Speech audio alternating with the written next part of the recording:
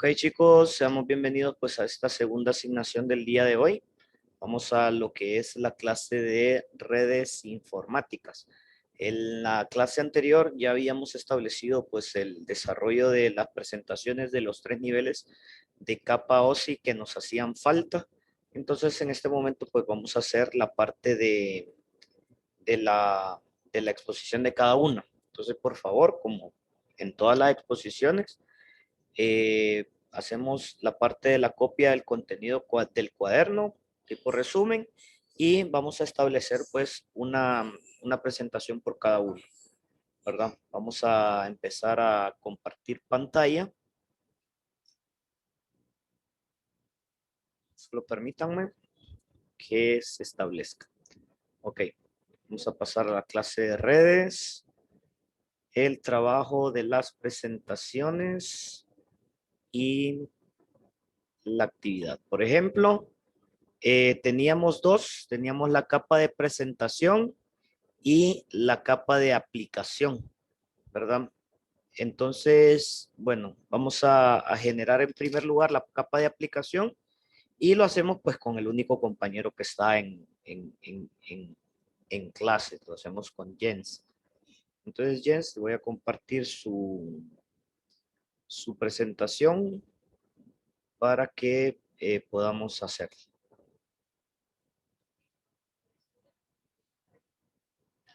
Recordemos, hacemos la copia de la presentación, o mejor dicho, la copia del contenido en el cuaderno, ¿verdad? Igual vamos a ir haciendo las observaciones del caso también.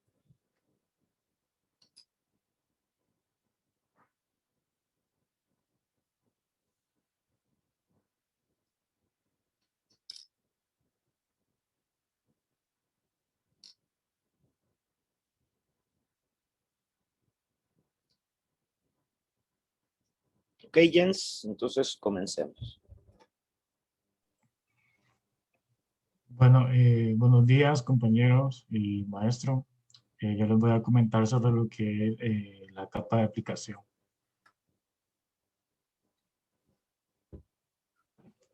La capa de aplicación es la capa del modelo OSI que está más cercana al usuario, ya que ésta suministra los servicios de red a las aplicaciones del usuario.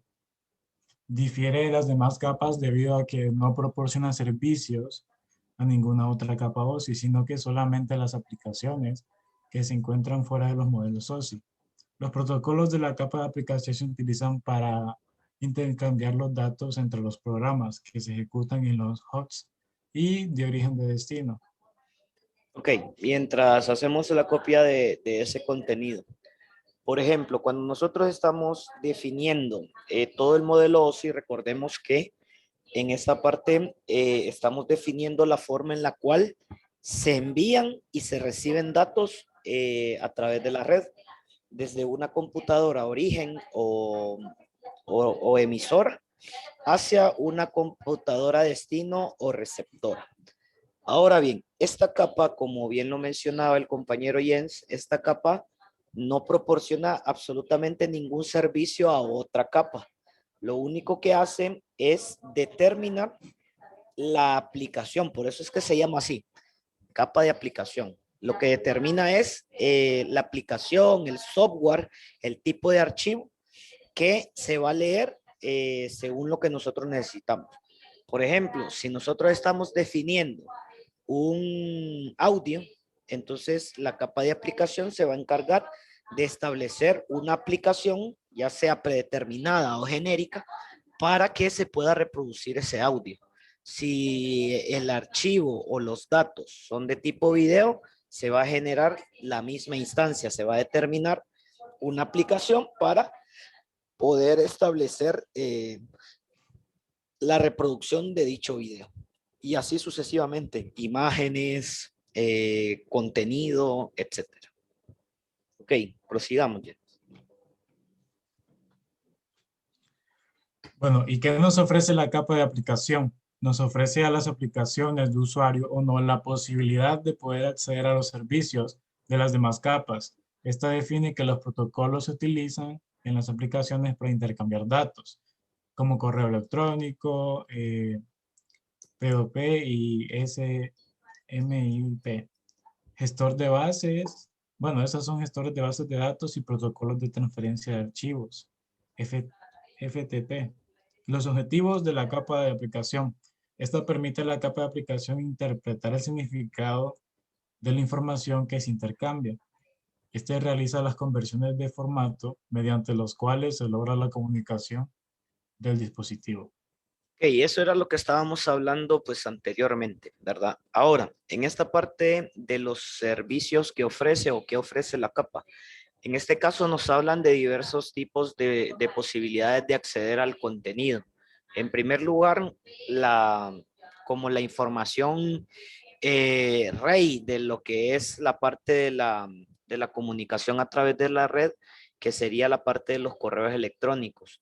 Y la otra parte sería el modelo de transferencia de datos, ¿verdad? Esa parte del FTP son como, por así decirlo, procesos de gestión en los cuales se transfiere información. Eso se aplica para todo, ¿verdad? Cuando nosotros descargamos, por ejemplo, una foto de WhatsApp, lo hacemos a través de ese tipo de protocolos. Todo en la red, la transferencia de datos hacia donde nosotros la enviemos o desde donde nosotros la recibimos, lo vamos a tener a través del protocolo FTP, ¿verdad?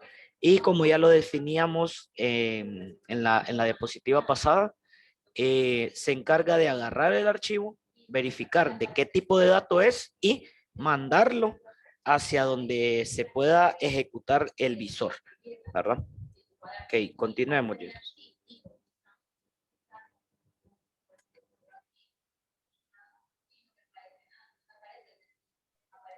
Bueno, los protocolos de la capa de aplicación. La capa de aplicación define las aplicaciones de red y los servicios de Internet estándar que puede utilizar un usuario. Estos servicios utilizan la capa de transporte para enviar y recibir los datos. Existen varios protocolos de capa de aplicación. En la lista siguiente veremos los ejemplos que se incluyen de los protocolos de la capa de aplicación, como son los servicios TCP/IP, que son estándares como los comandos FTP, etcétera. También los comandos UNIX, los servicios de nombres como NIS o el sistema de nombre de dominio DNS, servicio de directorio, servicio de archivos, como el servicio NFS, perdón, protocolo simple de administración de red, que este permite administrar la red, el protocolo y protocolo RIP, eh, esos son los protocolos de la capa de aplicación. Ok, todos estos protocolos recordemos que son aquellos que nos sirven para poder establecer un direccionamiento o que nos permiten determinar la identidad del dispositivo, ¿verdad? Y en la mayoría de protocolos podemos ver aquellos protocolos de transferencia de archivos, ¿verdad? Ok, continuemos, Jens. O vamos a esperar un momentito para que lo terminen de copiar los compañeros.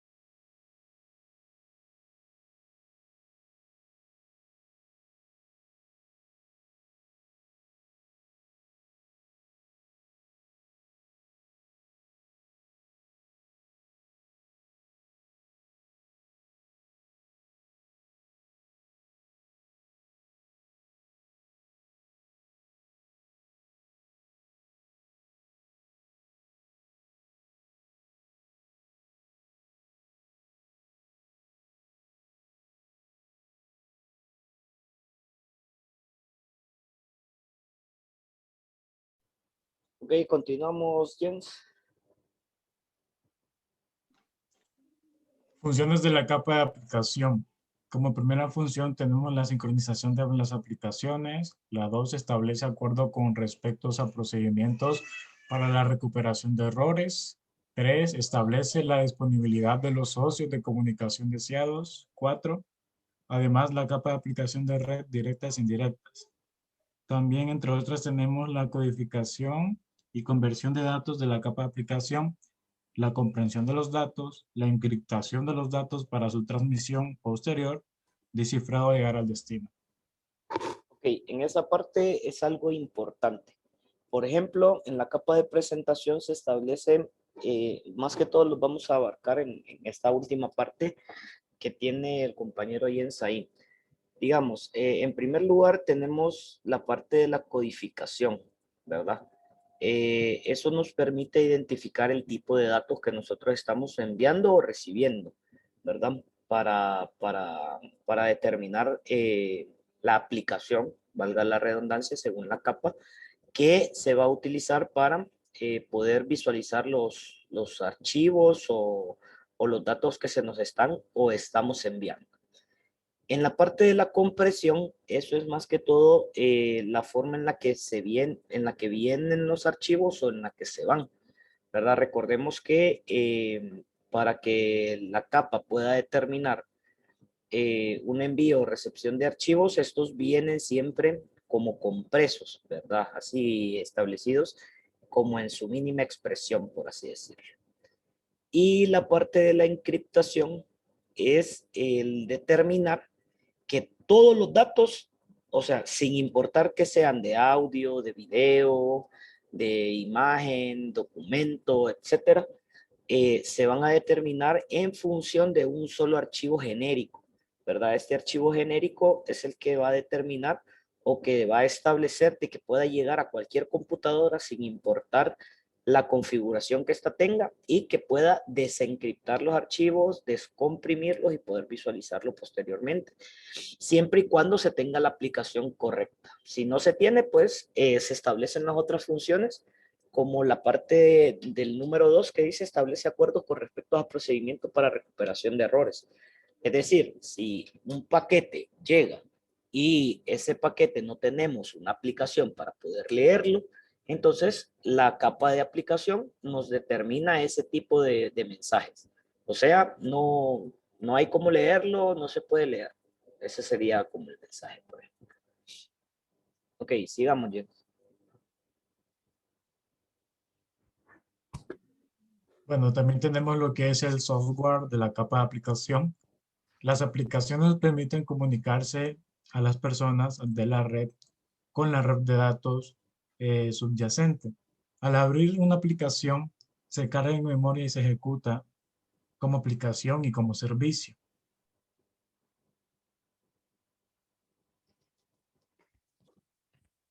Ok, en esta parte recordemos que la capa de aplicación tiene como su software para poder determinar el tipo de datos que se están estableciendo, ¿verdad?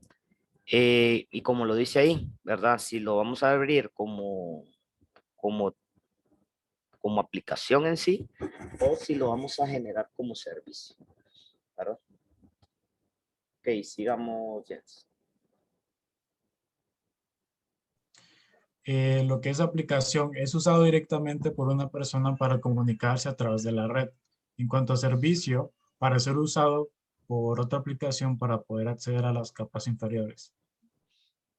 Ok, es lo que estábamos generando, ¿verdad? La parte de aplicación, en el caso de que se quiera generar directamente o en en el caso de servicio para poder abrirlo con otras aplicaciones específicas. Por ejemplo, una de las partes de servicio sería cómo establecer en el navegador, ¿verdad? El definir, el abrir el archivo o cualquier índole de información a través del navegador y el navegador lo establece pues para definir la aplicación, ¿verdad? Entonces, así se puede generar también.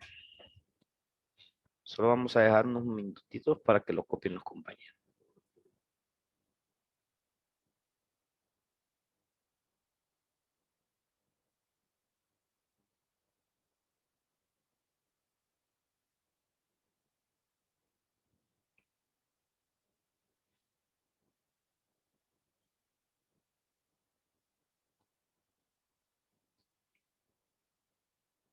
Ok, continuamos entonces, Jens.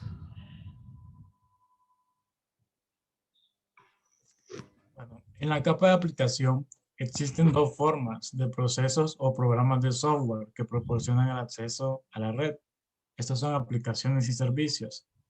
Recordemos que los protocolos de la capa de aplicación TCP proporcionan los servicios especificados por las capas superiores del modelo OSI. La mayoría de las aplicaciones que operan en un entorno de red se clasifican como aplicaciones cliente-servidor.